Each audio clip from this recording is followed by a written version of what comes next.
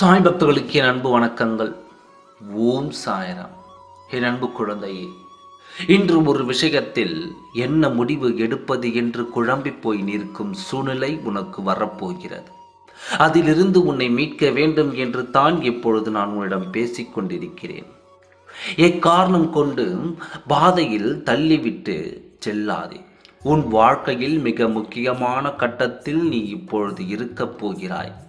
நிற்பது சரியான இடமா இல்லை தேவையில்லாத இடமா என்று நீ தள்ளிவிட்டு போக கூடாது என்ற காரணத்தினால்தான் உன்னிடம் நான் பேச வந்தேன். இன்று நீ எந்த குழப்பத்திலும் இருக்க வேண்டாம். இன்று உனக்கு வரும் செய்தி உன் வாழ்க்கையை சரியான பாதையில் கூட்டிச் செல்லும். அந்த வழிதான். அந்த பாதையில் குழப்பங்கள் இல்லாமல், கலக்கங்கள் இல்லாமல் அந்த உறவின் கரங்களை பிடித்து கொண்டு நீ அந்த வழியாக செல்லலாம். நல்ல வாய்ப்பை நீ இழந்து விடுவாய் என்ற நோக்கத்தில் உன் சாயப்பா நான் சொல்கிறேன். இன்னும் சில மணி நேரத்தில் உன்னிடம் இருந்து ஒரு குறுஞ்செய்தி வரும். அந்த செய்தியை உன்னை மனதார விரும்புவதாகவும் உன்னுடன் சேர்ந்து வாழ ஆசைப்படுவதாகவும் ஒரு செய்தி உன்னிடத்தில் கிடைக்கும். அந்த செய்தியை அனுப்பும் நபரை உன் கண்கள் இன்று காணும்.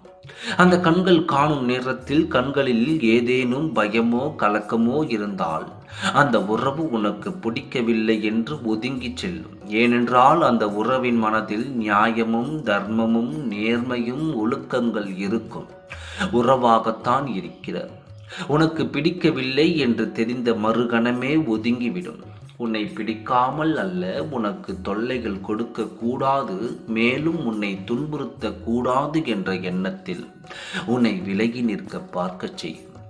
அற்புதமான வாழ்க்கை இன்று உன் கரங்கள் தேடி வரும்.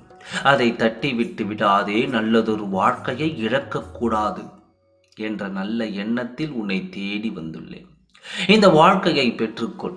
இந்த வாழ்க்கையில் முழு சந்தோஷம் உனக்கு கிடைக்கும். முழு வாழ்க்கையை நீ பெறலாம். உன்னையும் உன் உறவையும் பிரிக்க எவராலும் முடியாது. இன்னும் சில மணி நேரத்தில் உன்னை தேடி வரும் இந்த உறவை ஏற்றுக்கொள். சந்தோஷமாக இரு. நல்லதே நடக்கும். ஓம் சாய்ராம். நன்றி. வணக்கம்.